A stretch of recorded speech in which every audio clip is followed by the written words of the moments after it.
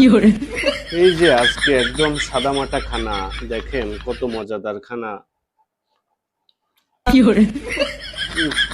Hello guys, এই যে দেখেন আজকে কি মজার মজার তরকারি রান্না করছে। এই যে দেখেন এখানে হলো মুলাম দিয়ে টমেটো দিয়ে চচ্চড়ি করছে, আর এদিকে আলুর দো পেঁয়াজু, আর এদিকে ডাউল দিয়ে কত সুন্দর একটা মজাদার শাক রান্না করছে। তো এই যে সাথে আছে এক পিস লেবু।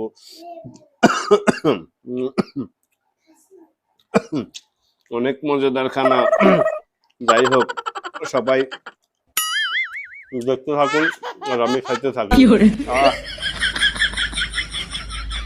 অনেক মজা।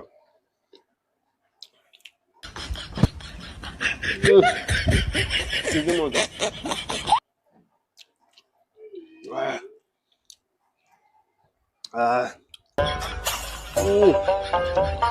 সেই মজা।